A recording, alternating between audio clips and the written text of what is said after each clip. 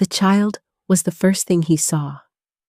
Not the woman, not the cardboard sign, not the crowd of 1,000 people flowing through the glass and marble lobby of Houston's Galleria like water around rocks. The child, a little girl, maybe 5, maybe 6, sitting cross-legged on the cold marble floor just outside the revolving entrance doors, pressing both palms flat against the tile as if checking whether the earth was still solid beneath her. She wore a yellow raincoat 2 sizes too large. Her braids had been done carefully once, days ago probably, the parts still clean and precise, even as the ends had begun to fray. She wasn't crying. She wasn't asking for anything. She was just sitting there in the middle of 20,000 square feet of designer storefronts and luxury perfume, looking at the floor like someone who had learned very early that looking up only hurt more. Minjun Seo had not stopped walking for anything in 11 years. Not for traffic. Not for protests. And not for the 3 men who had tried to put a bullet in him outside a parking garage in Koreatown 4 years ago. He walked through the world the way a blade moves through water, fast, clean, and leaving nothing disturbed behind him. His organization, the SEO network, controlled the largest private logistics infrastructure on the Gulf Coast, pharmaceuticals, port security contracts, commercial real estate across 6 Texas counties. When the city's old Korean business families spoke his name, they lowered their voices first. He was 39 years old, wore charcoal suits that cost more than most people's monthly rent, and had not felt surprised by anything since the day he buried his mother. He stopped walking. His head of security, a broad-shouldered man named Day, nearly walked into his back. "Sir, give me a moment." It wasn't the child that had stopped him, not exactly. It was something more precise than that. It was the woman next to the child. She was seated against the wall just inside the entrance, partially hidden behind a concrete pillar, as if she had chosen that spot deliberately. Visible enough to be seen, hidden enough not to impose. Nigerian, he registered automatically. Late 20s, possibly 30. Her face carried exhaustion the way old wood carries weather. It had become part of the grain. Dark skin, high forehead, eyes that were alert even through the fatigue, watching every person who walked past with the careful attention of someone calculating risk constantly. A piece of folded cardboard sat propped against her knee. She hadn't written much. Just, single mother, lost everything. Anything helps. God bless you.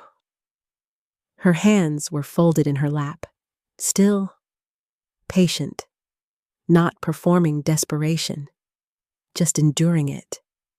Minjun watched her for 12 seconds. He counted. In his world, 12 seconds of undivided attention was more than most people got in an entire meeting. In those 12 seconds, 3 people walked past her. One stepped around the cardboard sign without looking down. One glanced, then looked at his phone. One woman in a fur-trimmed coat made brief eye contact, then accelerated. The seated woman's expression did not change for any of them. Not a flicker of hope raised. Not a flicker of hurt when it wasn't answered. She had moved past the stage where other people's indifference surprised her. That level of emotional armor wasn't built in a week. It was built month by month, rejection by rejection, until the skin grew thick enough to survive it. Minjun had built the same armor himself. He recognized it instantly. "Wait here," he told Day. "Sir, you have the Petrov call in." "I said wait." He crossed the lobby floor. His shoes, Italian leather, hand-stitched, silent on most surfaces, clicked against the marble. The woman heard him coming. Her eyes tracked upward slowly, and he saw the exact moment she registered the quality of the suit, the way he walked, the absence of any nervous energy in his body. Her expression shifted to careful neutrality. Not hope, not fear, just watchfulness. He stopped 2 feet away, looked at her, looked at the child, who had noticed him now and was staring with the unfiltered directness of a child who hadn't yet learned that staring was rude. "What's your name?" he asked. A pause. "Zara," she said. Her voice was textured, Nigerian cadence underneath the American vowels, the sound of someone who had arrived in this country, speaking one version of English and quietly absorbed another without losing the original. "The Zara Okonkwo." "And hers?" The woman's posture changed before she answered. A subtle drawing inward, a protective recalibration. "Amara," she said.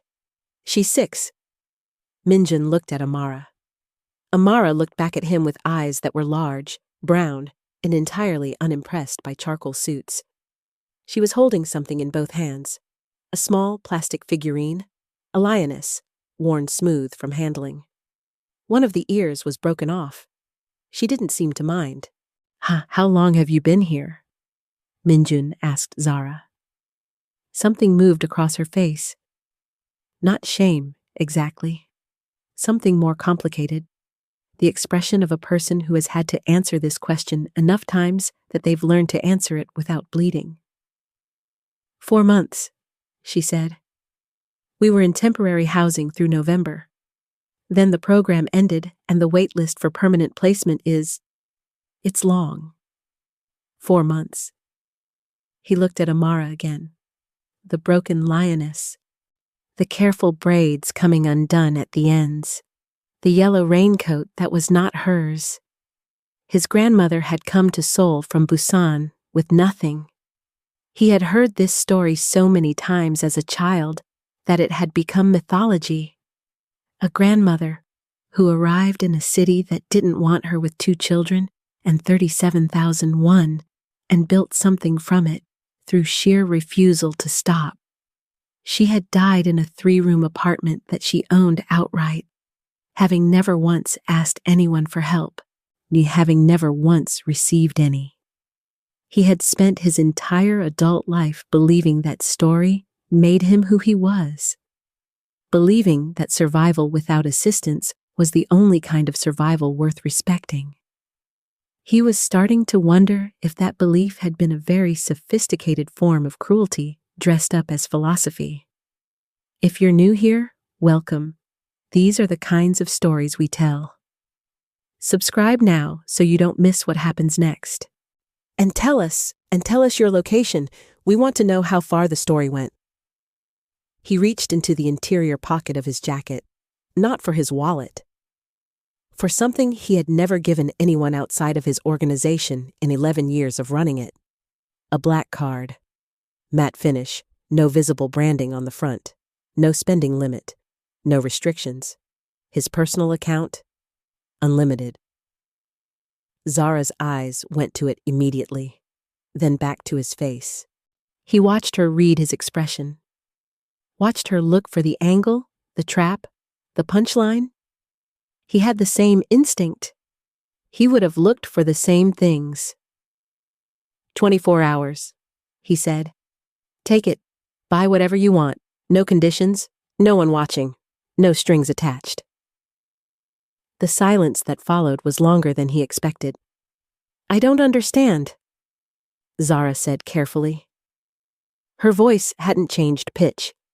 She was not going to let herself react until she understood the cost. Why would you do that? It was the right question. Most people would have already reached for the card. Because I want to see something, Minjun said. And for a reason he could not entirely explain even to himself, what came out next was the truth. My grandmother told me that people who have nothing spend everything the moment they get it. I've believed her for 39 years. He held the card steady between them. I want to find out if she was right. Zara looked at the card, then at Amara. then back at him with an expression he couldn't read. Something behind the exhaustion, something older and harder than wariness. "You're testing me," she said. "I'm testing myself," he said. Another silence. Amara had stopped looking at Minjun and gone back to examining her lioness, running her thumb over the place where the ear used to be. Zara reached out and took the card. Her fingers were cold against his, dry from winter air, steady despite everything. She held it the way someone holds a thing they aren't sure is real yet, like it might dissolve. 24 hours, Minjun repeated. "I heard you," Zara said. He nodded once, turned, and walked back across the marble toward Day, who was looking at him the way people look at someone who has just done something they cannot categorize. "The Petrov call," Minjun said as he reached him. "It starts in 4 minutes. "Then we're walking fast." He didn't look back, but as they moved toward the elevators, he heard it behind him, small, distinct, unmistakable. Amara's voice, quiet and completely certain.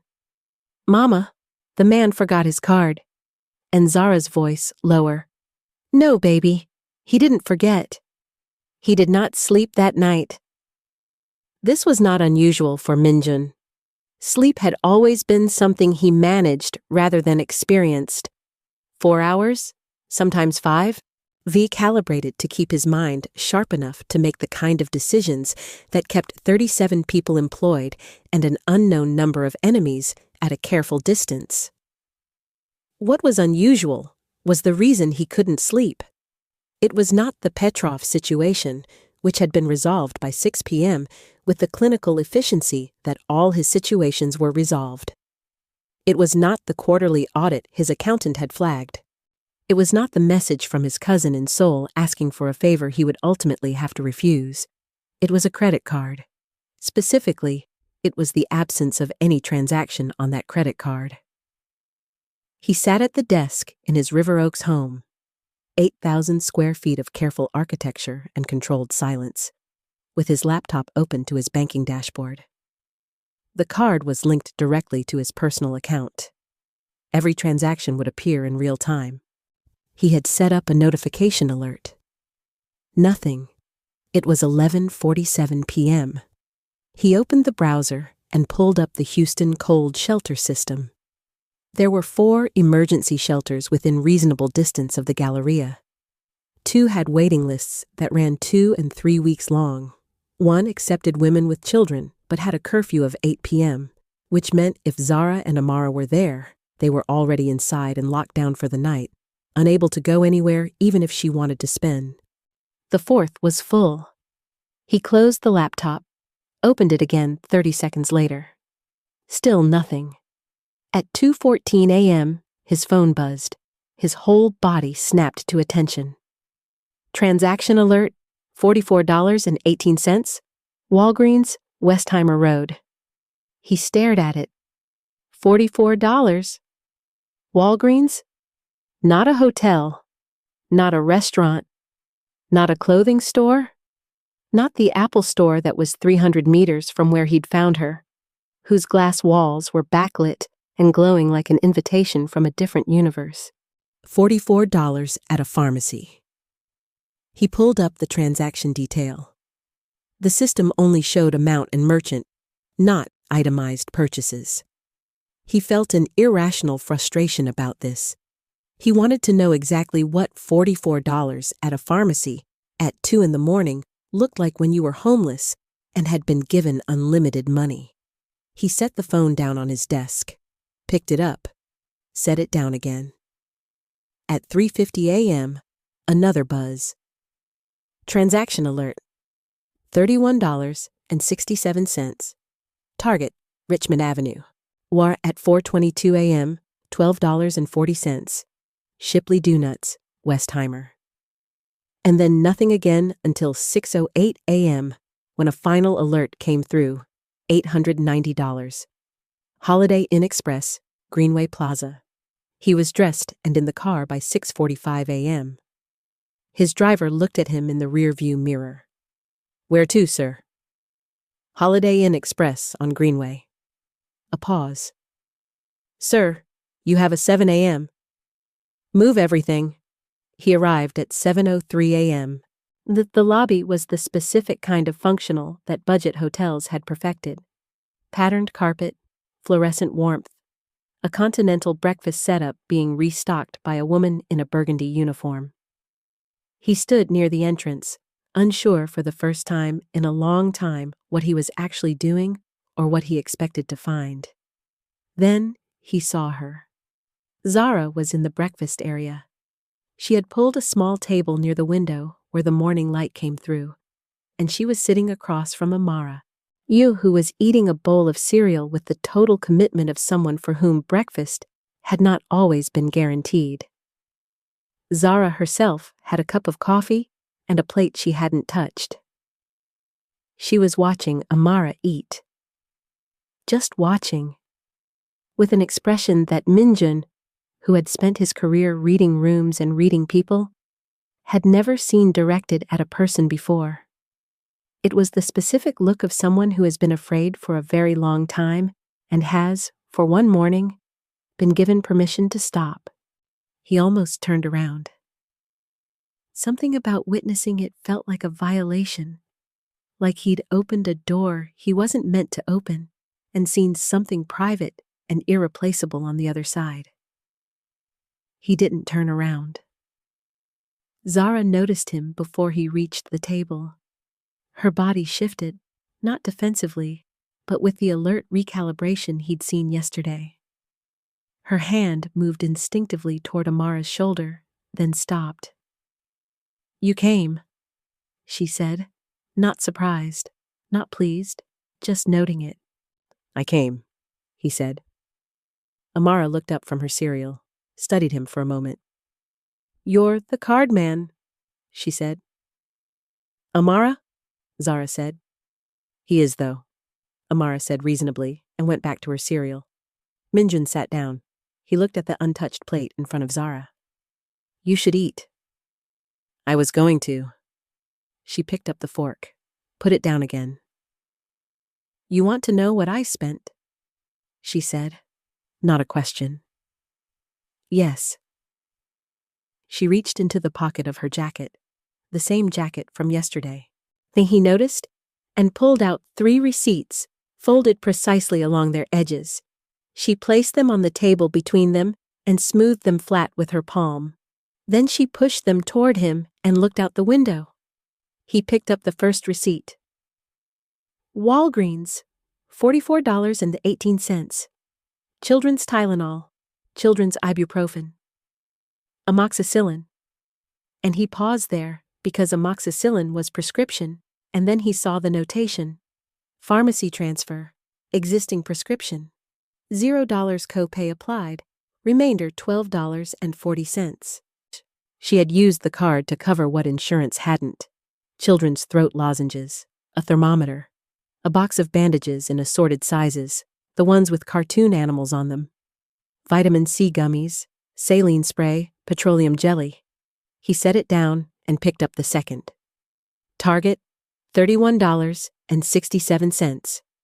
2 pairs of socks, child size, 1 pair of children's leggings, a toothbrush and children's toothpaste, a small spiral notebook and a pack of colored pencils. 1 children's book, Sulwe, by Lupita Nyong'o. He knew the title.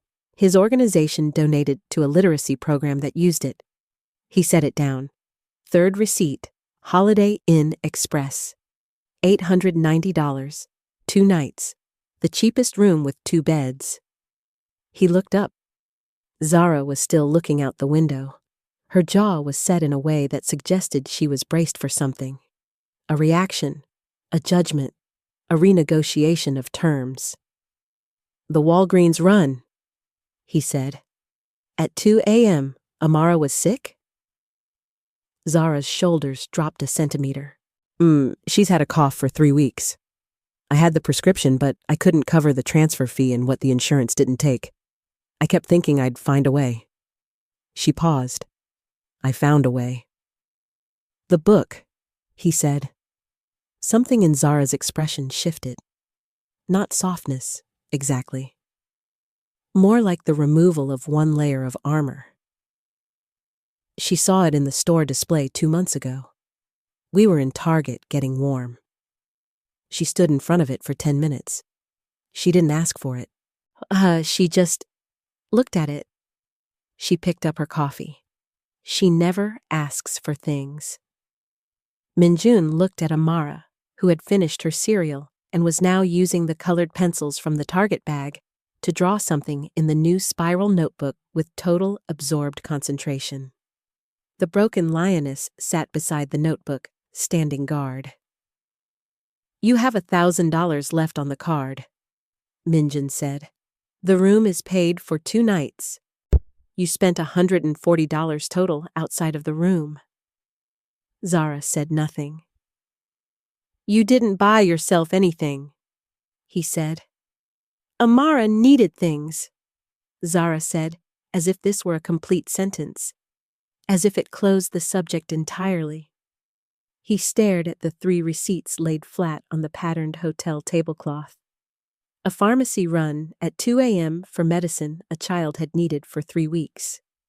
A $7 book a child had looked at for 10 minutes and never asked for. And 2 nights in a budget hotel. Not a week, not the maximum she could have extended, just enough to rest. His grandmother's voice in his head. People who have nothing will spend everything the moment they get it. He had been carrying that sentence for 39 years. It had just been made irrelevant by 3 receipts totaling $140. Zara, he said. His voice came out differently than he intended. Why only 2 nights? She turned from the window to look at him. Her eyes were clear, direct. Because 2 nights is what I needed to figure out the next step. Taking more than I need felt wrong. A pause. It still feels like your money. I don't know how to spend someone else's money like it's mine. It was yours for 24 hours. That was the arrangement. Arrangements don't change how things feel, she said. He had nothing to say to that. He had been living inside arrangements for 11 years. Contracts, agreements, less understandings, and he had not once stopped to ask how any of them felt. Amara held up her notebook. She had drawn a lion, body, mane, 4 sturdy legs, and in the lion's mouth, carefully rendered, was a small broken-eared figure, not being eaten, being carried. That's a daze, Amara said, pointing at the small figure. The lioness is bringing her home. He made a decision in the elevator on the way back to his car. He made it the way he made most decisions, quickly, without ceremony. In the absence of anyone he needed to justify himself to, he had assembled an organization that ran on his instincts. His instincts had not failed him in 11 years. They were not failing him now. They were just pointing somewhere they had never pointed before. He called Day from the parking lot. The woman and child I saw at the Galleria yesterday. Zara Okonkwo? I want a background check. Full picture, not just records. Find out how she got here. Job history, housing history, what happened 4 months ago, quietly. A pause. Sir, is there a security concern? No. Then, do it, Day. Back at his house, he sat in his office and tried to work. He managed 20 minutes before he stopped pretending and pulled up the receipts he had photographed on his phone before leaving the hotel. He laid them out on his screen side by side and looked at them the way he looked at a balance sheet, looking for the story behind the numbers. Walgreens at 2:14 a.m. She had taken a sick child out in the middle of the night in a city where they had nowhere to live to fill a prescription that had been waiting. The pharmacy on Westheimer was 0.8 miles from the Holiday Inn. She had walked it. He checked the weather record. 41 degrees. She had walked 0.8 miles at 2 a.m. in 41-degree weather with a feverish 6-year-old because Amara needed medicine, and for the first time in months, she had the means to get it. He put his phone down. He picked it up again and looked at the book. Sulwe. He pulled it up online. The description: a story for children who feel invisible. A little girl who is dark-skinned in a family of lighter-skinned people, who looks at the night sky and wonders why she is not beautiful, who learns through a dream that the darkest hours are the ones that carry the most stars. He sat with that for a while. Day called back at noon. Zara Adaeze Okonkwo, 31 years old, Nigerian born, came to the U.S. on a student visa 9 years ago, studied nursing at the University of Houston, graduated, worked at Houston Methodist for 4 years. Her record there is clean, excellent performance reviews. She was promoted twice. A pause. She left 18 months ago. There's a gap. Then a new employer, home health agency, part-time. That ended 7 months ago. The agency lost its state contract. What happened 18 months ago? Her husband, Tobechukwu Okonkwo, he died. Road accident, I-10 eastbound, late at night. The hospital bill was, sir, it was substantial. They had insurance, but there were disputes about coverage. She spent 14 months fighting it, drained everything they had. Minjin was quiet. The apartment was in his name, Day continued. When the money ran out, she couldn't keep up the lease on a part-time salary. She had a caseworker, she was on 3 housing wait lists, He stopped. She did everything right, sir. She was doing everything right, and it still, she just ran out of road. She lost her husband. Then she lost the money fighting for what he deserved. Then she lost the home. Then she found herself on the floor of the Galleria with a cardboard sign and a 6-year-old child. A child whose name, Minjun now realized, was Adiz. The girl in the drawing, the one the lion was carrying home. Amara was her nickname. Adiz was her full name. Her mother's name was in her daughter's name, woven in. He sat with this information for a long time. He had spent 11 years building something that ran on the belief that the world was a transaction, that everyone was operating an angle, that generosity was a vulnerability and trust was a liability. He had built it efficiently. He had built it well. He had built it the way his grandmother had built her 3-room apartment, from nothing, alone, refusing to need anyone. And he had arrived at 39 years old in an 8,000-square-foot house in River Oaks, eating alone, sleeping alone, attending to problems alone, and telling himself this was what strength looked like. He picked up his phone and called the Holiday Inn. I'd like to extend a reservation. Room 214. Extend it through the end of the month. He gave his card details. A pause on the other end. Yes, the same card. Yes, I'm certain. He hung up. Then he sat for another hour, staring at the wall, trying to figure out what he was doing and arriving, repeatedly, at the same honest answer. He didn't know. What he knew was that somewhere across the city, a woman who had walked 0.8 miles in the cold at 2 a.m. to get medicine for her daughter was sleeping in a room with 2 beds for the first time in 4 months.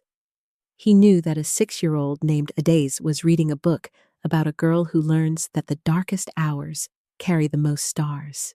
He knew that a broken plastic lioness was standing guard on a nightstand, and he knew, with the same instinct that had built his organization, the same instinct that had never failed him, that the next thing he did would matter.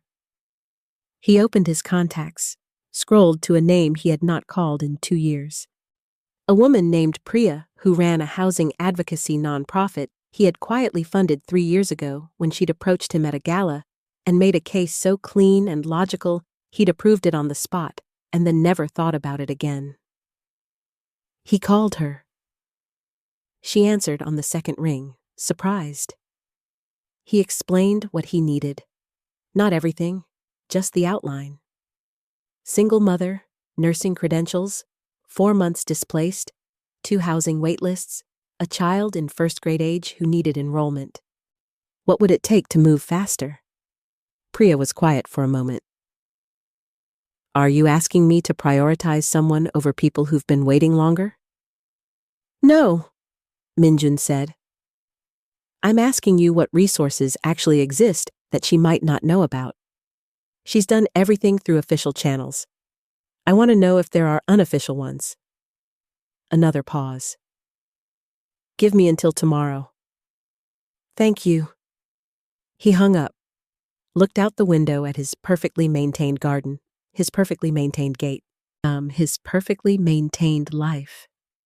His grandmother had said, "The only person you can rely on is yourself."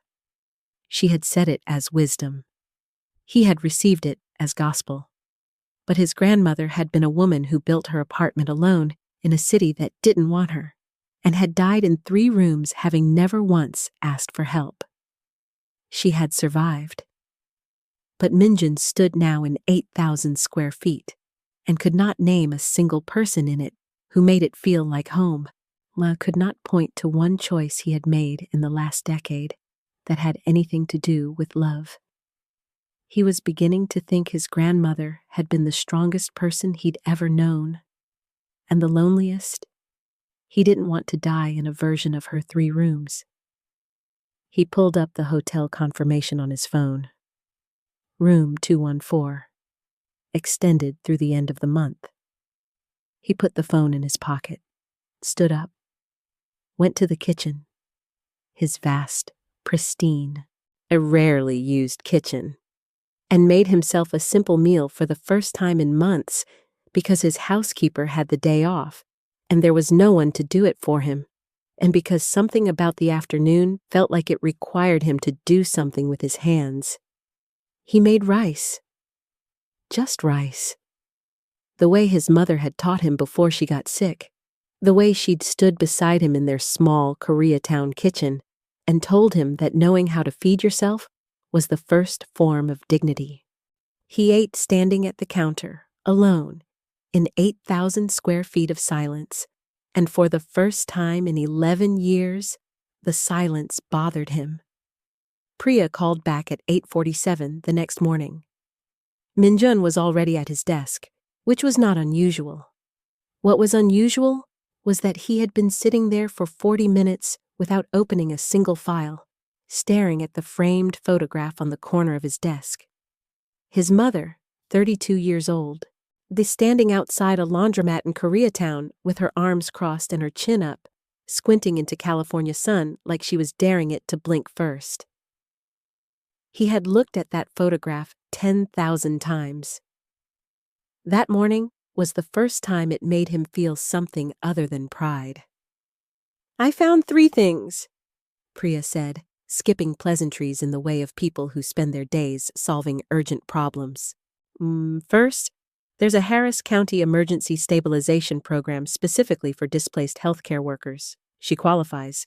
The application is brutal, but I can walk her through it. If we move fast, there's a 2-bedroom unit that opens at the end of the month in Midtown. Safe building, good schools nearby, rent capped at 30% of projected income. What's the catch? She needs to be actively employed or enrolled in a qualifying reemployment program within 60 days of placement. Her nursing license, is it still active? A pause, papers shuffling. It lapsed 7 months ago. Renewal requires a reactivation course and a fee. The fee is $412.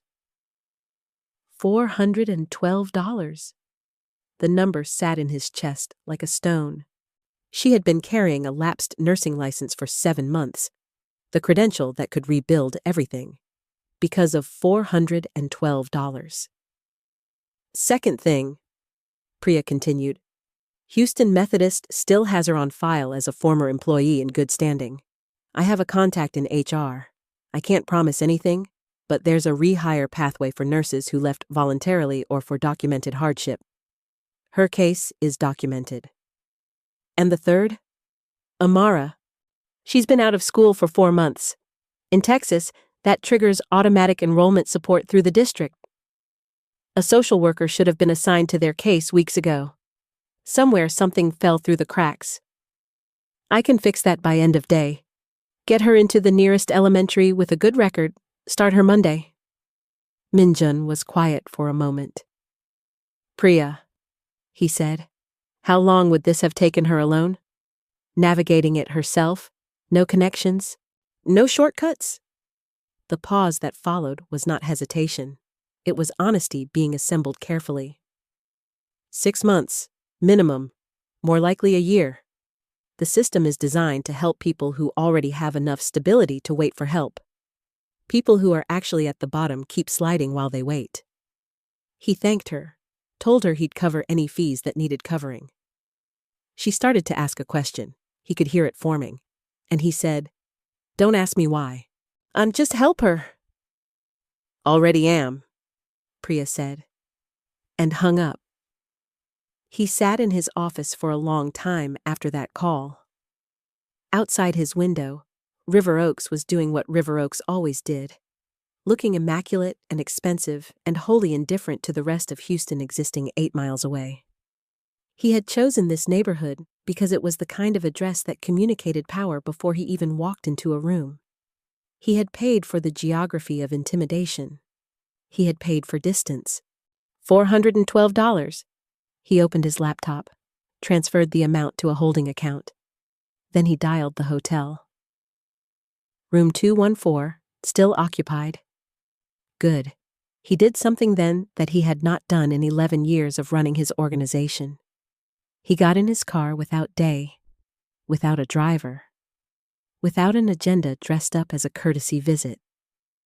He drove himself across Houston in morning traffic, windows down slightly despite the January cold. And for 14 minutes, he was just a man in a car in a city, and the city looked different without tinted glass between him and it.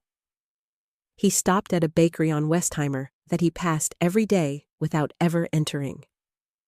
Ordered coffee, 2, 1 black, 1 with oat milk because he didn't know her preference and this felt safer, and a bag of pastries that the woman behind the counter told him were the ones families always ordered. He drove to the Holiday Inn. He knocked on the door of room 214 at 9:22 a.m. Zara opened it. She was dressed, her hair wrapped in a scarf, and behind her the room had the particular order of someone who straightens spaces automatically. Not from habit, but from the discipline of someone who has had to keep everything organized because there was never enough room to lose anything. The beds were made.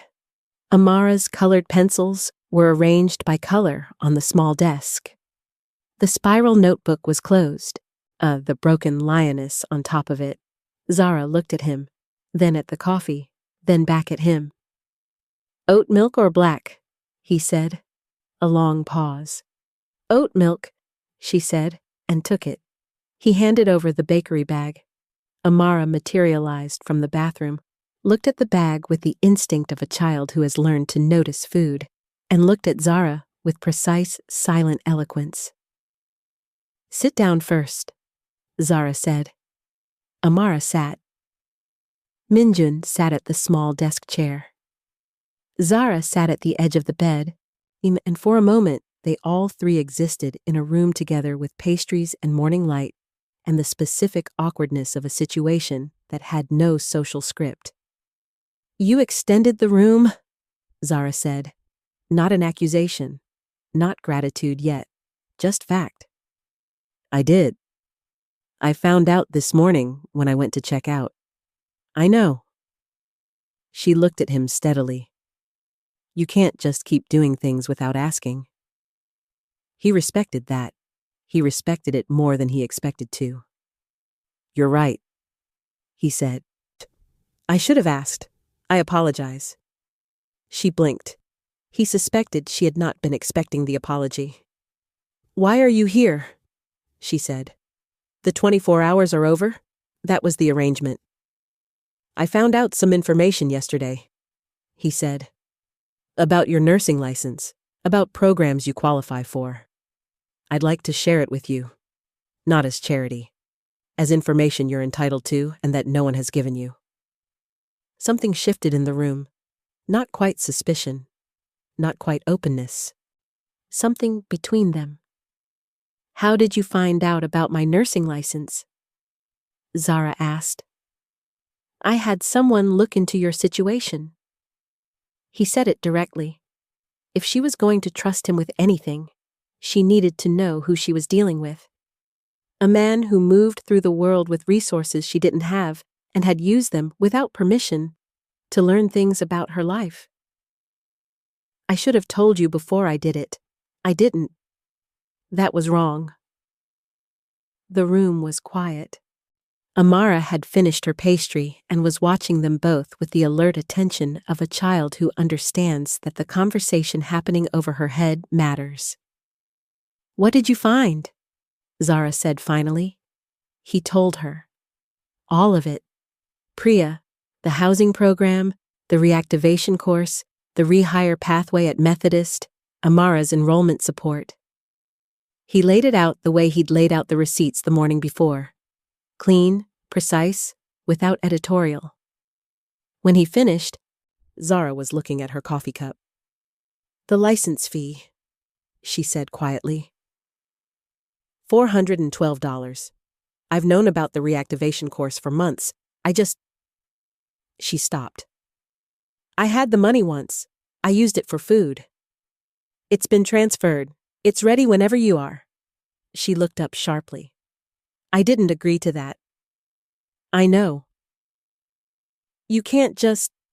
She stopped again. The frustration in her voice had a specific texture. Not at him exactly, but at the situation.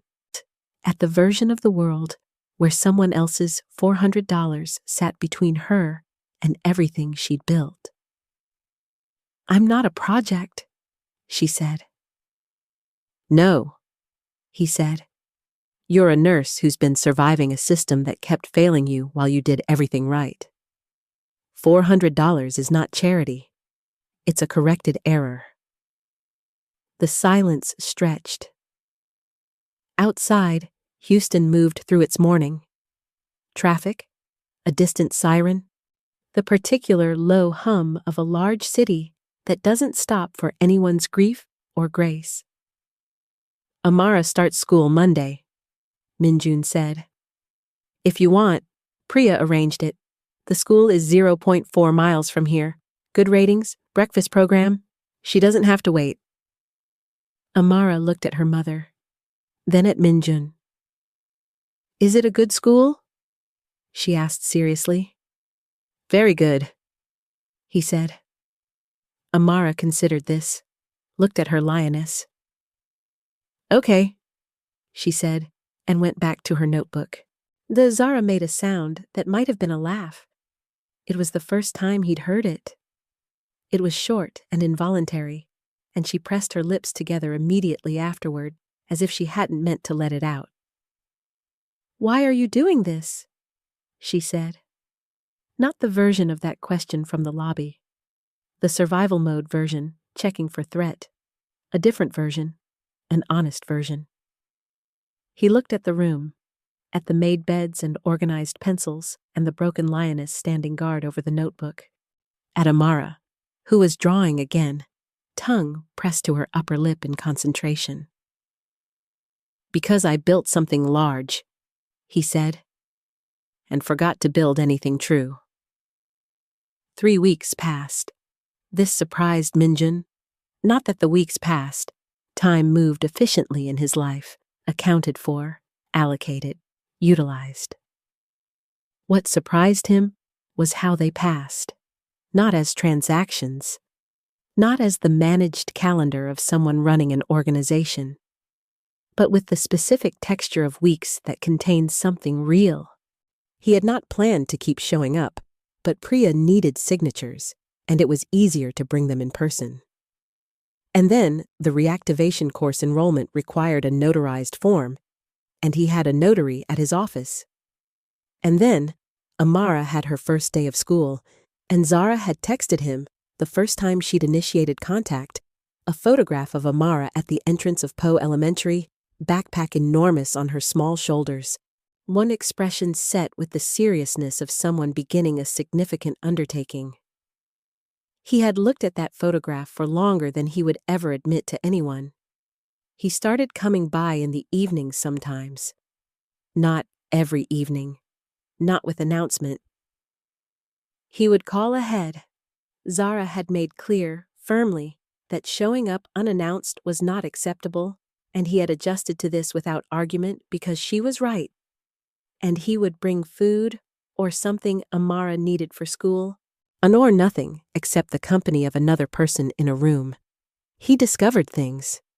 That Zara made tea with a specific process. The bag steeped exactly 4 minutes, removed with a spoon and pressed against the cup wall in a way that her mother had taught her. The whole ritual conducted with a precision that suggested it was one of the things she had held onto through 4 months of nothing. That she read to Amara every night without exception. Always one chapter. Always the same ritual. Amara would choose the book, bring it to the bed, and arrange herself with her back against the headboard and the broken lioness in her lap, and Zara would begin. Her reading voice was different from her talking voice. Richer. Something released in it. That she laughed. Really laughed, not the involuntary sound he'd caught once. At things that were specific and earned. Not at jokes, at absurdity, at the world catching itself doing something it didn't intend. That she was, underneath the armor of 4 months of survival, someone who had once moved through the world with easy confidence. He could see it sometimes. A gesture, the way she entered a room, the way she made decisions. And then watch the armor reassemble itself, habit overriding memory. That she was learning to let it down. Slowly, in specific company. He discovered things about himself too. That he was better in this hotel room with a child drawing lions and a woman making tea than he was in his office with quarterly reports. That he was more himself in a conversation that didn't require him to be powerful than in any conversation that did. That the parts of his day he found himself thinking about were not the Petrov resolution, not the real estate acquisition that had closed cleanly, not any of the things he had built his life around. They were the drawing of the lion carrying a daze, the involuntary laugh, the 4-minute tea. He did not examine this too carefully. He should have examined it more carefully. One evening, 3.5 weeks in, Amara was asleep, genuinely asleep, in the deep, absolute way of children who have stopped being afraid of the dark. And Minjun and Zara were sitting at the small table with the remains of a meal between them. He had brought jollof rice from a Nigerian restaurant on Richmond that Zara's face had done something complicated about. Pleasure and homesickness arriving together, which he had not anticipated and felt immediately that he had overstepped. But she had eaten it without saying anything, and then said, quietly, "My mother's is better." "I'll tell the restaurant," he said. "Tell them to add more iru," she said. "They're afraid of the smell." They sat. "Tell me about Nigeria," he said. She looked at him, not suspiciously, more like someone checking whether the question was real. "Which part?" "Whichever part you miss."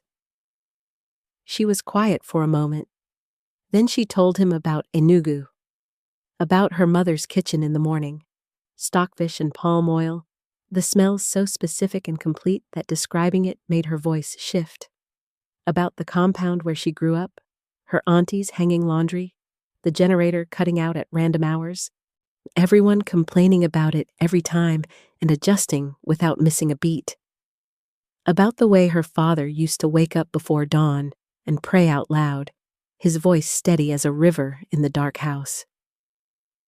Toby used to say I carry a nugu in my voice, she said, and then stopped. The name out loud, her husband's name, landed in the room differently than anything else. Not like grief, but like the memory of someone being allowed to exist again. Tell me about him, Minjin said carefully. She looked at her tea. He laughed at everything, not to deflect. He just genuinely found the world funny. He used to say the whole thing was a joke that God was still setting up.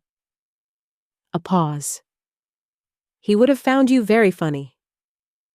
Me specifically? A Korean mafia boss who brings jollof rice from Richmond Avenue.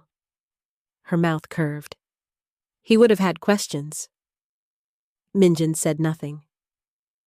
He was a good man, Zara said. He was supposed to be here for all of this.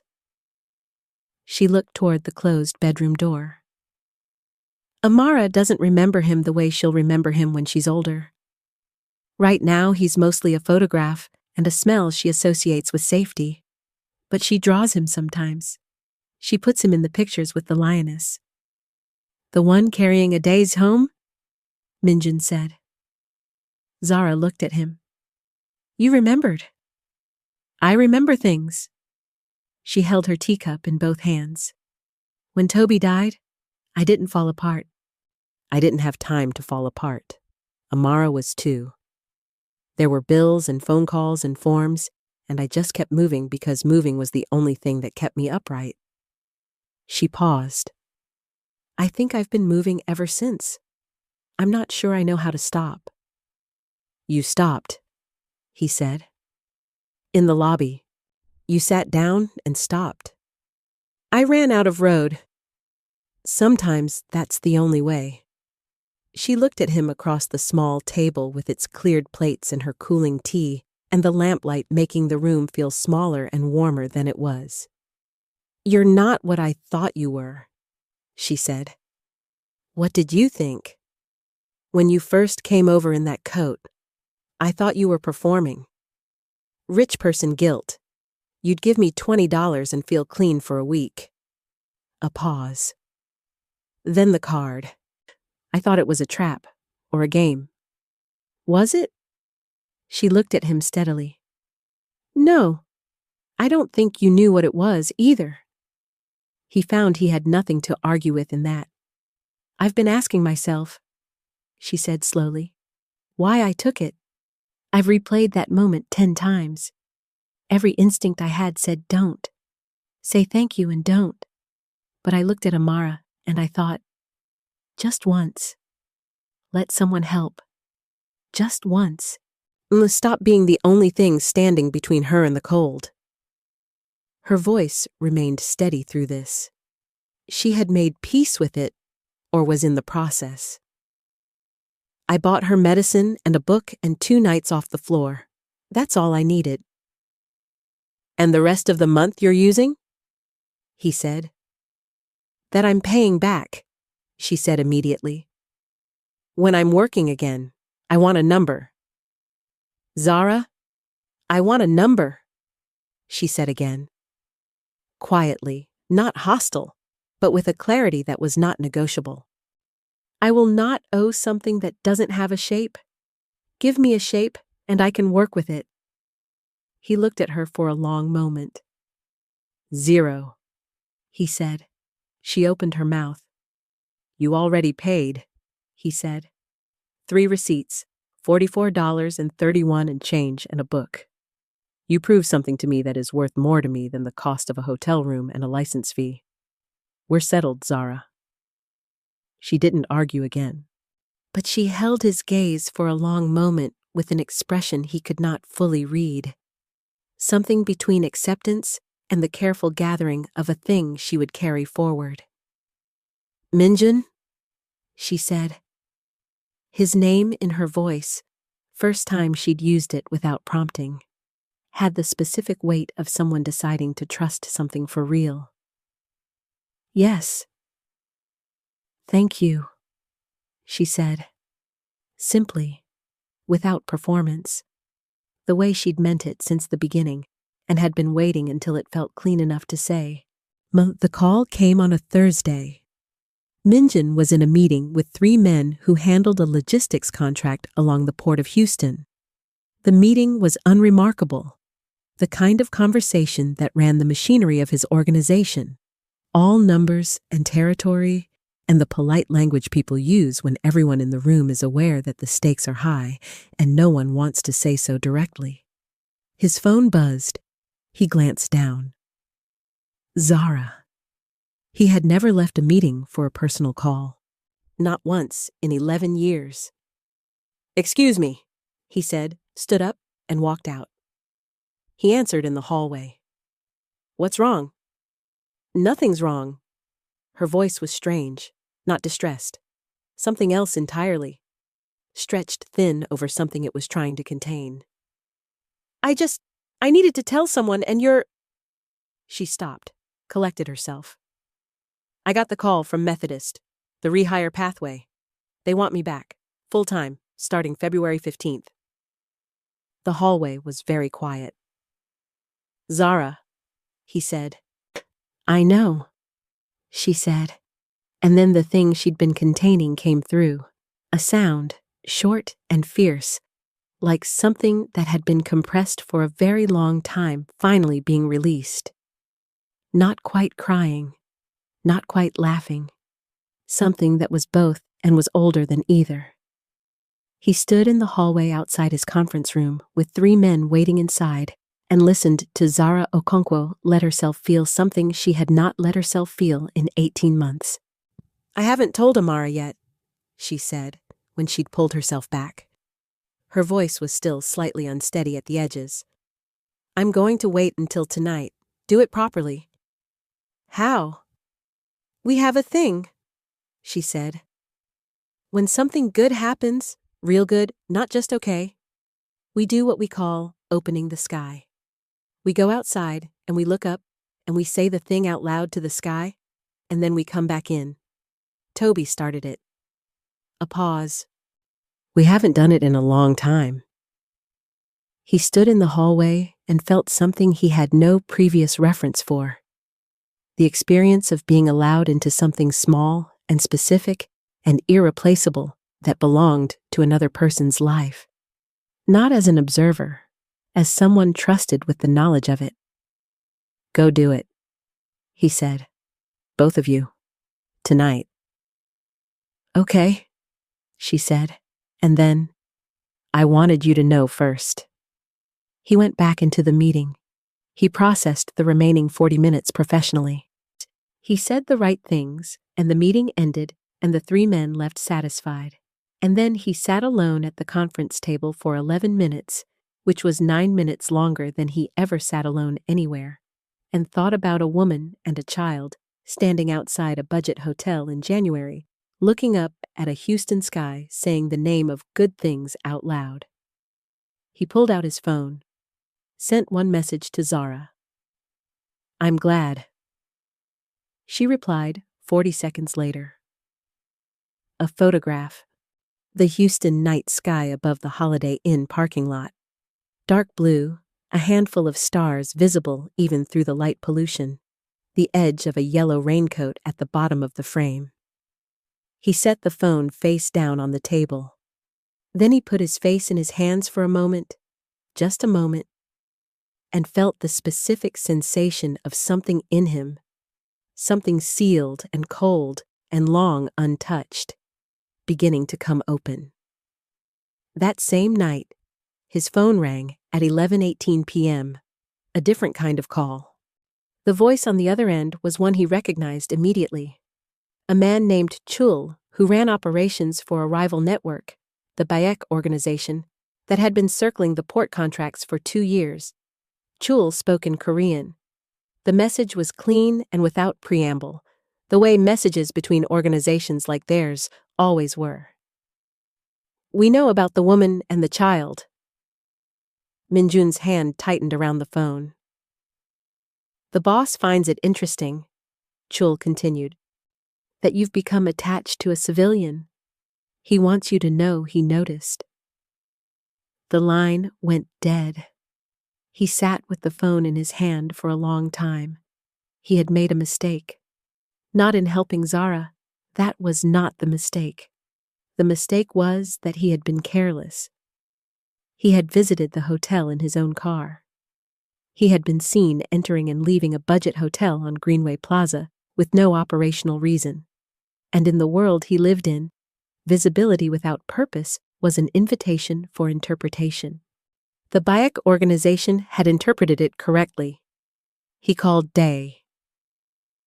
"I need a security assessment," he said. "Tonight, the woman at the Holiday Inn, Zara Okonkwo, room 214. I need to know if there's any active surveillance on that building. I need to know what Bayek knows and how they know it." Day was quiet for 2 seconds. "You visited her 6 times, sir. In your personal vehicle. In daylight." "I know." I know. Stay. "Should I tell you what this looks like?" "You don't need to." Another pause.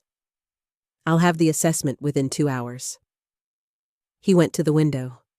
River Oaks was dark and still. Behind him, his vast house sat in its expensive silence. He thought about Zara in room 214, asleep after doing the sky ritual with Amara, not knowing that the help extended to her had also drawn the attention of people for whom she would be nothing more than leverage. He had let himself believe that what was happening between him and Zara existed in a separate compartment, the clean part of his life that the rest of his life could not touch. He had been a fool. More specifically, he had been the kind of fool his grandmother had warned him about. Not the trusting kind, the careless kind, the kind who built something real and then left it unguarded. He was not going to let what he'd built be used to destroy her. Day's assessment arrived at 1:34 a.m., in the form of a phone call that lasted 9 minutes and confirmed 4 things.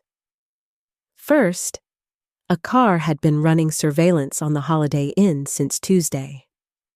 2 men, rotating shifts. The plates were registered to a shell company with 3 layers of misdirection before it pointed anywhere. But Day had cut through it in 90 minutes flat.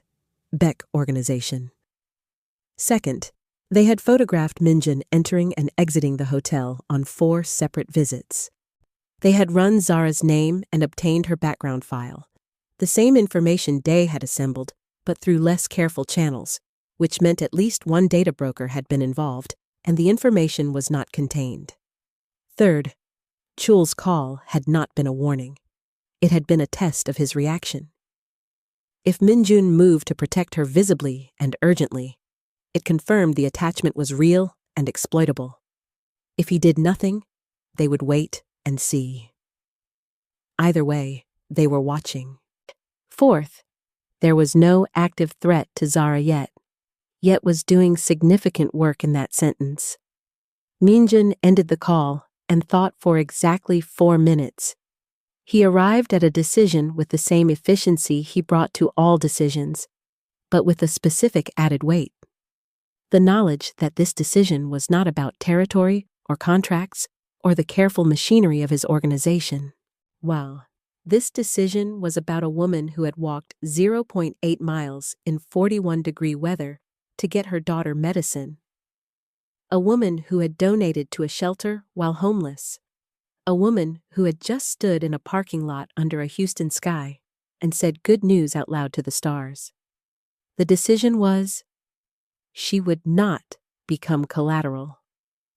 He called Day back. "I need to move them, quietly, tonight. Not somewhere connected to me. Something clean, something legitimate that can't be traced to my organization. A short-term furnished apartment, civilian lease. Nothing that flags as being arranged." "Sir, if you move them tonight, she'll know something happened." "Yes." "Are you going to tell her what?" He considered this. The instinct, trained over 11 years, was to manage the information. Tell her what she needed to know to cooperate and nothing more. keep the full picture away from her because she was a civilian and civilians complicated decisions. The other thing, newer, less certain, and more true, was that Zara Okonkwo had survived 4 months on nothing through the clarity of seeing things exactly as they were. She had not been fooled by false comfort once. She had taken a stranger's credit card and spent it on medicine and a book. She deserved the truth. "Yes," he said. "I'm going to tell her." He texted her at 1:50 a.m. "I need to speak with you. I know it's late. It's important. I can come now or early morning. Your choice." The reply came in under 90 seconds, which meant she'd been awake. Now. He drove to the hotel alone. No day, no driver. Just him and the empty Houston streets and the specific weight of being about to hand someone a problem that was yours by creation and hers by proximity. She opened the door before he knocked. She'd heard him in the hallway. She was dressed, not quickly dressed like someone who had been sitting up rather than sleeping. She took one look at his face and stepped back to let him in without speaking. He sat at the small desk. She sat at the edge of the bed. Amara's door was closed. "What happened?" she said. Not a question, a door held open. He told her. All of it. The Beck organization, the surveillance, the call from Chul, the photographs, the assessment. He kept it precise and clear. No softening, because softening was a form of condescension, and she had earned plain truth. When he finished, she was looking at her hands in her lap. She sat with it for a moment the way she sat with everything. Not reactive, but processing. Going down through the layers of it. "You brought this to me," she said. Not an accusation. Fact. "Yes." "By visiting." "Yes, I was careless. I should have been more careful. That's on me." She looked up. Her eyes were very clear. "How dangerous is this?" "Right now, no immediate threat. They're watching, not moving. But that changes if the situation changes." He paused. "I want to move you, tonight. To a clean apartment, nothing connected to me or my organization. You'll have your own lease, your own address, full independence. In 4 to 6 weeks, the situation will either resolve or I'll have made certain it doesn't develop further." 4 to 6 weeks, she repeated. "I can give you a more precise timeline once." "That's not what I'm asking." She was quiet for a moment. "Amara starts school Monday. We've been here 3.5 weeks. She's just found something stable." She looked at the closed bedroom door. "I'm asking if moving tonight is necessary, or if it can wait until morning." He considered this. "Morning is acceptable, before 7 a.m. She nodded, absorbed this, then looked at him directly. "Is this going to follow us?" "No," he said. "I'm going to make sure of that." She looked at him for a long moment. He had the sense of being weighed, not found wanting, but genuinely measured. The way someone measures something they're about to place their trust in and want to be sure it will hold. "Minjun," she said, "what is it that you actually do? I know the surface version. I want the real one." The room was very still. He had answered this question to himself 1,000 times in the careful language of justification, logistics infrastructure, operational security, business interests that required certain understandings with certain parties. The clean version. The version that kept everything compartmentalized. He looked at Zara Okonkwo, who had been homeless for 4 months and had given away $100 of a billionaire's money to a shelter, who had walked in the cold for her daughter's medicine, who had just absorbed news of surveillance with steadier hands than most of his lieutenants would have shown. He told her the truth. All of it. Not everything. There were things that would only put her at risk to know. But the architecture of it. what the CEO network was, how it operated, where the lines were, where the lines had been and where they'd moved, what he was and what he was not. He spoke for 11 minutes without stopping. When he finished, the room was very quiet. Zara looked at her hands, then at the closed bedroom door, then at him. "The card," she said. "You gave it to me from that." "Yes." She sat with this. "I'm not asking you to be comfortable with it," he said. "I'm asking you to let me move you somewhere safe. You can hate what I told you and still let me do that." She was quiet for a long time. "I don't hate it," she said finally. "I grew up in a city where money and danger sit at the same table. I know what they look like together." She paused. "I hate that Amara is inside it without choosing to be." "She won't be inside it," he said. "That's what I'm trying to fix." She looked at him. "Why?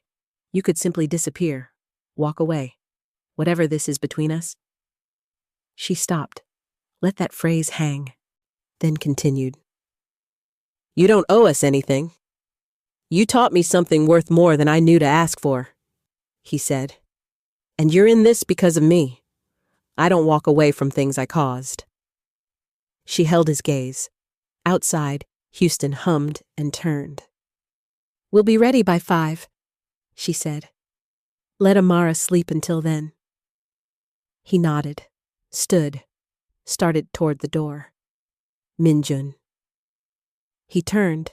She was still sitting at the edge of the bed, her hands folded, looking at him with an expression he had been trying not to name for 3.5 weeks. "The things you just told me," she said quietly. "No one tells the truth like that unless they trust someone." He had nothing to say to that, because it was exactly right, and he had not noticed himself doing it until she named it. He left. In his car in the parking lot, he sat for a long moment looking at the hotel. 3rd floor, 2nd window from the left, a light on behind the curtain. Zara packing everything they owned into a bag, quietly, so Amara kept sleeping. His phone buzzed. A message from Day. "I found the apartment. Clean, midtown, 2nd floor. School is 0.3 miles. Ready when you are." He sent back one word. "Good." Then he sat in the dark parking lot of a budget hotel in Houston, Texas, and admitted to himself, finally, without argument, what the last 4 weeks had actually been. Not a test, not a project, not an obligation built on a credit card experiment. Something he hadn't had since his mother died. Something that had been waiting inside the 8,000 square foot silence, unnamed. He started the car and drove to the apartment to make sure it was ready for them. The apartment on Tuam Street was on the 2nd floor of a building that smelled like fresh paint and warm bread from the Salvadoran bakery on the ground floor. It had 2 bedrooms, a window in the kitchen that faced east, and a small balcony that looked out over a courtyard where someone had planted a fig tree that had no business surviving a Houston winter, but was doing it anyway. Stubbornly, quietly, without asking anyone's permission. Amara walked in at 5:47 a.m., still half asleep, the broken lioness tucked under her arm, and stopped in the middle of the living room. She looked at the ceiling, then the window, then the balcony door. "Is this ours?" she said. "For now," Zara said carefully, when Amara walked to the balcony door and pressed her face against the glass. The fig tree was directly in her eye line. She studied it for a long moment with the seriousness of someone conducting an assessment. "The tree is staying," she announced. Not a question. "The tree lives here," Minjin said from the doorway. "It was here before us." Amara considered this. "Okay," she said. "Then we'll share." She turned and walked to the smaller bedroom and pushed the door open and looked inside and seemed to find it acceptable, because she walked to the bed, climbed up, lay down with the lioness on her chest, and was asleep within 4 minutes. Zara watched the closed bedroom door for a moment. Then she turned to the kitchen and opened every cabinet. Not searching, just orienting. Learning the shape of the space. The gesture was so habitual and so automatic that he understood it had been a survival mechanism. Walk into every new place and map it immediately. Know all the exits. Know all the surfaces. Know what you have to work with. She stopped at the window facing east. "There's a bakery downstairs," she said. "Yes." "I could smell it from the street." "Amara will find it within the first morning." Zara made a sound that was almost a laugh. She kept her back to him, both hands on the kitchen counter, us looking out the east window at a Houston sky that was just beginning to consider becoming light. "I need to ask you something," she said. "Ask." "The people watching us, the Beck organization." She turned. Her face was composed, her eyes direct.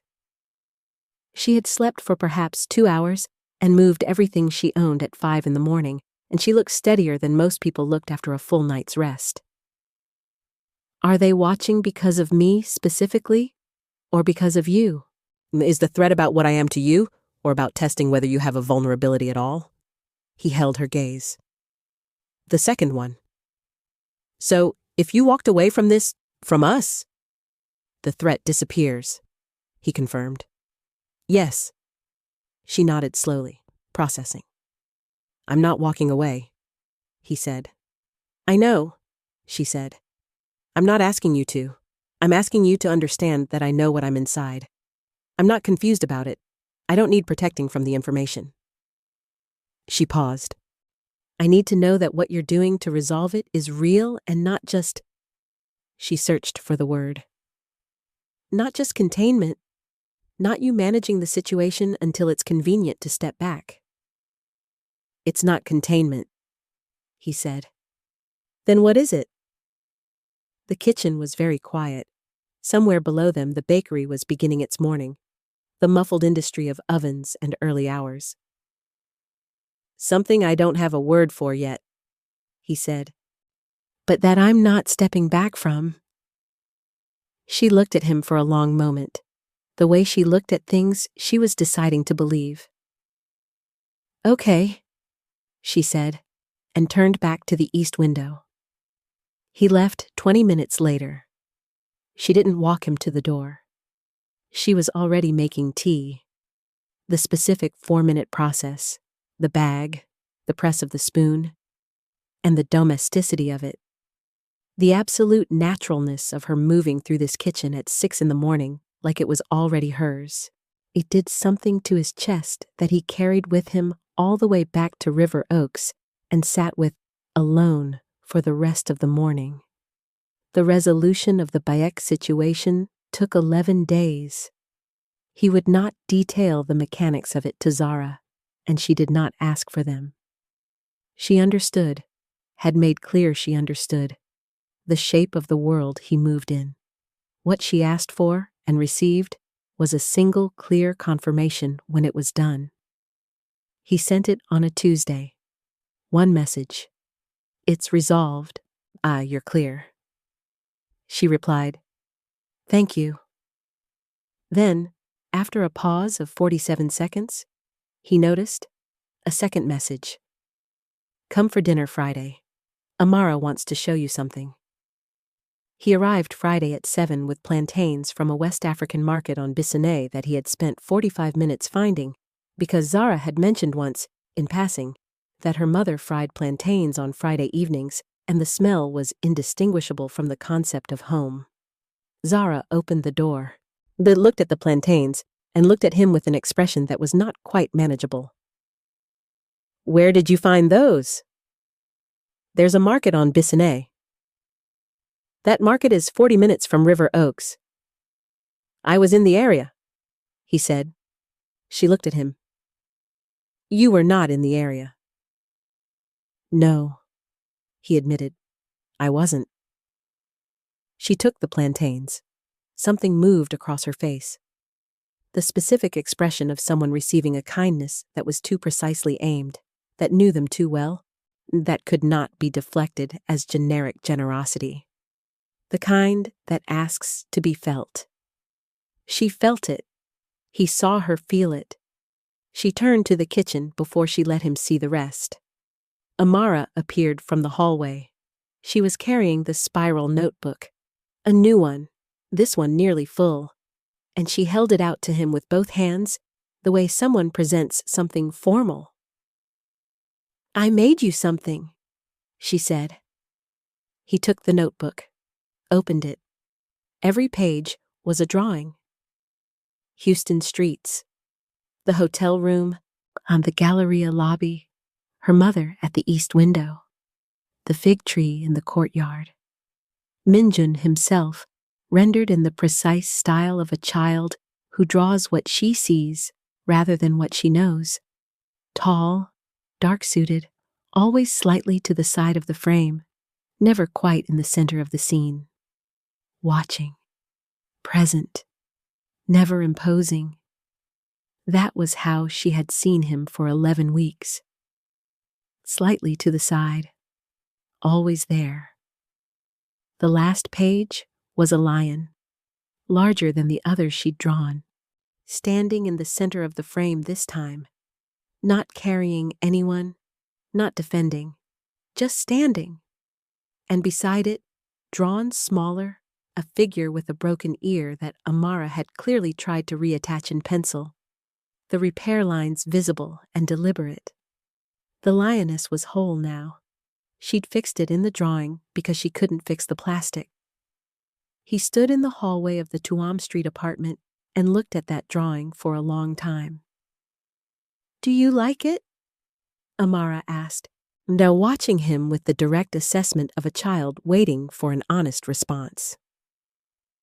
It's the best thing anyone has given me, he said, and meant it with a completeness that surprised him. Amara considered this, then nodded, satisfied, and went back to the living room. He stood in the hallway. From the kitchen came the sound of oil hitting a hot pan, the plantains going in. And the smell arrived immediately, rich and sweet and carrying something ancient in it. The smell of a mother's kitchen in Enugu on a Friday evening. The smell of home trying to rebuild itself from scratch in a second-floor apartment in Midtown Houston. He stood there and breathed it in. February 15th arrived the way significant days always do, without ceremony, with a Tuesday morning alarm and a commute and a badge that needed to be reactivated at the security desk before it would work, because the system had archived her after 18 months and had to be persuaded to believe she was real again. The security guard at Houston Methodist's main entrance was a man named Ferdy, who had been at that desk for 12 years. He looked at Zara's ID, looked at his screen, looked at her face. Okonkwo, he said. You were on 4 South, cardiac step down. Yes, she said. You're back. I'm back. He smiled, a real one, the kind that only people who have been in the same building for 12 years can produce, the kind that contains institutional memory. Good, he said. We missed good nurses. She walked through the doors. She had not told him how it felt to walk through those doors. She didn't have words for it that morning, or rather, she had too many, and they crowded each other out. She had texted him from the parking lot at 6:52 a.m., going in, and he had replied, I know. And she had stood at her car for a moment, trying to understand how 2 words could carry that much weight. By the time she called him that evening, she had been on her feet for 11 hours. She was sitting in the parking garage on the 4th level, because it was quiet there, her back against the car door, still in her scrubs, with the specific bone-deep exhaustion of someone who has been useful all day and earned every ounce of it. Tell me, he said. she told him. The charge nurse, Denise, she who had trained her 9 years ago and hugged her at the nurse's station without preamble. The patient in bed 7, who was 91 years old and from Lagos, and who, when Zara spoke to her in Igbo to calm her before a procedure, grabbed her hand and held it and said, daughter, and did not let go until the procedure was done. The new resident, who had made a charting error that she caught and corrected quietly, pulling him aside after rather than in front of anyone, because she remembered being new and afraid and how much a quiet correction had meant. "And Amara?" he asked. "She called the school to check that I was real," Zara said. Apparently, she told her teacher that her mother was a nurse at the big hospital, and her teacher said, "That's wonderful," and Amara said, "I know." Just like that. "I know." Her voice broke slightly on the last 2 words. She said it like she'd always known it, like the last 18 months didn't happen, like she just skipped over it and landed on the other side in the right place. He was quiet on the other end. "Children do that," he said finally. "They decide the story is over, and they start the next one." "I want to do that," Zara said. "I'm not sure I know how." "You already are," he said. "You walked through those doors this morning." She sat in the parking garage with the phone pressed to her ear and the sounds of the hospital complex around her. Distant sirens, a cart being wheeled somewhere, a door, the ordinary percussion of a place where people came to be saved, and felt, for the first time, the specific sensation of a thing being fully over. Not forgotten, not erased, fully metabolized, the way a body processes something difficult and is permanently changed by it, but not destroyed. 18 months of loss and fighting and sleeping on floors. Over. Not because it stopped hurting, because she had walked through the doors anyway. "Minjun," she said. "Yes. I need to tell you something." A pause. "Tell me." "I know what this is," she said. "Between us, I've known for a while. I've been careful about it because—" She stopped, reorganized. "Because the last man I loved I lost, and what came after that was the worst thing I've survived. And some part of me has been waiting for this to be the beginning of another loss." She paused.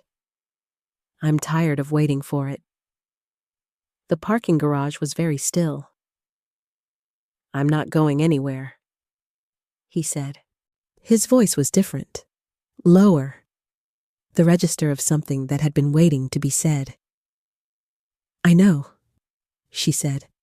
"That's why I'm telling you." He was quiet for a moment, then, "Come home. I'll be there when you arrive." She looked at her phone after they hung up. At the contact name, at the message thread, at 11 weeks of conversations that had started with a credit card and arrived here. At a parking garage on a Tuesday evening. At the end of something, and the beginning of something else. She drove home to Tuam Street. He was there. He had brought food from the Salvadoran place downstairs, and Amara was already at the table demonstrating to him, with great authority, the correct way to eat pupusas, which she had apparently decided she was now an expert on after 11 days in the building. Zara stood in the doorway and watched them. Her daughter. This man slightly to the side of things, always present. The fig tree visible through the balcony door, the courtyard below it starting to do something tentative and green. She walked in. She sat down. She picked up a pupusa and ate it the way Amara showed her, which was not particularly different from the way she'd been eating it. And when she said so, Amara informed her that the technique was completely different actually, and Zara said, "I stand corrected," and Minjun said nothing, but looked at his plate with the expression of a man who was smiling without moving his mouth. Fell outside the fig tree held its courtyard in the dark. And Zara Okonkwo, 31 years old, nurse, mother, survivor, woman who had walked in the cold for her daughter's medicine and given away borrowed money to a shelter full of strangers, let herself, for the first time since Toby died, feel at home. 6 months later, Minjun stood at the back of a conference room on the 14th floor of a building on Texas Avenue and watched a woman he loved give a presentation to 11 people who had the power to fund it or bury it. Zara stood at the front of the room in a charcoal blazer she had bought with her third paycheck from Methodist, the kind of purchase that marks a return. Not to who you were, but to who you're becoming. Her hair was natural, pulled back. She spoke without notes, because she had lived the material, and notes would only have slowed it down. The Tuam Project. That was what they'd called it. Her name, his organization's quiet backing, Priya's infrastructure, and the specific knowledge of someone who had been inside the system looking out. Emergency stabilization housing for displaced single parents in Harris County. On-site childcare so parents could work or retrain without choosing between the two. A rapid response license reactivation fund for lapsed healthcare workers, nurses, technicians, therapists, because she had learned firsthand that the distance between survival and stability was sometimes $412 and a form that no one had explained. A school enrollment navigator so that children like Amara didn't spend 4 months falling through the cracks of a system that technically wanted to help them. No applications longer than 1 page. No waiting lists longer than 2 weeks. No process designed by people who had never needed to use it. The system is not broken, Zara said, standing in front of 11 people who controlled significant sums of money. It was built for people who already have enough stability to wait.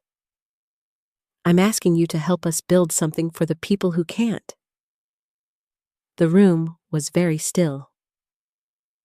7 months ago, she said. A man gave me a credit card with no limit and told me I had 24 hours to spend it however I chose. She paused. 11 sets of eyes. I bought my daughter medicine and a book and 2 nights in a hotel room. Not because I didn't understand what unlimited meant, because those were the only things we actually needed. She looked at the room steadily. The people we're trying to serve are not looking for unlimited. They're looking for enough. We can give them enough. I know we can, because someone gave it to me, and I'm standing here. The silence lasted exactly 4 seconds. Then the woman at the head of the table, Constance Abiara, director of the Harris County Community Foundation, who had the reputation of being the most rigorous funder in the city, uncapped her pen. Walk me through the housing acquisition model, she said. Zara walked her through it. Minjun stood at the back of the room and let himself feel the specific sensation of something being exactly right. Not because he had built it. He hadn't. Not this part. He had provided money and connections and the infrastructure of his organization in ways that would never appear on the presentation slides. But the architecture of it was hers. The clarity of it, the precision, the way it was designed by someone who had needed it, all of that was entirely Zara. He thought about a January morning at the Galleria. An $8,000 coat. A woman seated against a wall who apologized for existing. A little girl pressing her palms to the floor to check if the earth was still solid. He thought about 3 receipts. $44, $31.67. A book about a girl who learns that the darkest hours carry the most stars. He thought about what he had believed for 39 years. That trust was weakness, that need was threat, that the only relationship worth having was one you controlled. He had been wrong, not partially wrong. Architecturally, foundationally, completely wrong. And the extraordinary thing, the thing he had not anticipated, was that being wrong had not diminished him. It had built him into something more solid than the 39 years of being right had managed. His grandmother had survived by needing no one. He had tried to honor that. But Zara had taught him something his grandmother never had, that surviving alone was not the same as living. That the strongest thing he had ever done was not any decision in any boardroom or any resolution of any threat. It was kneeling on a subway tile floor in an expensive suit and asking a woman her name. The meeting ended. Constance Abiara signed a letter of intent before she left the building. Priya found him in the hallway afterward, reading the letter of intent over his shoulder without asking. "She was extraordinary," she said. "Yes," he said. "You're very calm for someone who's... What is she exactly? Partner? Collaborator?" He thought about this. "Yes," he said again. Priya shook her head. "You know, when you called me 7 months ago and asked what resources a homeless woman with a nursing license could access, I thought you were doing an odd form of corporate philanthropy." She paused. "I didn't think it was this." "Neither did I," he said honestly. She left. He walked to the elevator, pushed the button, stood looking at the polished doors. His phone buzzed. Zara. "Constance wants a follow-up meeting next week. Also, Amara lost her first tooth this morning and asked me to tell you because she said you would want to know." He stared at that message for a long time. A first tooth. Amara had decided he was the kind of person who would want to know about a first tooth. A 6-year-old had made that assessment of him. Quietly, without discussion, but the way children make their truest assessments. And she was right. He was exactly that kind of person. He just hadn't known it until she told him. He replied, "Tell her the Tooth Fairy in Houston pays more than other cities. I have it on good authority." The reply came in 40 seconds. A voice memo. Amara's voice, gap-toothed now, the sound slightly different because of it, saying with enormous satisfaction, "I knew it." Then Zara's voice in the background, trying not to laugh, failing entirely. He stood at the elevator on the 14th floor of a building on Texas Avenue and listened to it twice. That evening, the three of them went to Herman Park. It was Amara's idea, as most of the best ideas were. She had decided that the occasion, the tooth, the meeting, the invisible collection of things worth celebrating, required the park specifically, and she had outlined her reasoning with the methodical certainty of someone who has learned that the world is sometimes willing to negotiate. They walked the path that curved around the McGovern Lake. The Houston evening was doing its best impression of warmth. 63 degrees in February, the light going golden over the water. Joggers and families, and a man playing guitar badly near the pavilion in a way that Amara found deeply compelling and kept turning to look at. Zara walked between them. Not between as in the middle position, but between as in the specific geometry of a person who had found the place where they fit, her hand in Minjun's. Amara slightly ahead, narrating the wildlife with authority, her spiral notebook under her arm for documentation purposes. "That duck," Amara said, pointing, "has been following us for 4 minutes. "Ducks are territorial," Minjun said. "I know," Amara said. "I'm not scared. I'm observing." Zara looked at him sideways. He looked back. There were no words for this specific thing. He had looked for them for weeks. The language he had built his life in, the language of transactions and assessments, and the careful architecture of survival, had no vocabulary for a Tuesday evening at Herman Park, with a woman whose hand was warm in his, and a child who was observing a territorial duck with scientific detachment. He had had to build new language. He was still building it. Mama, Amara said, stopping at the lake's edge. She turned around with an expression that meant something was coming.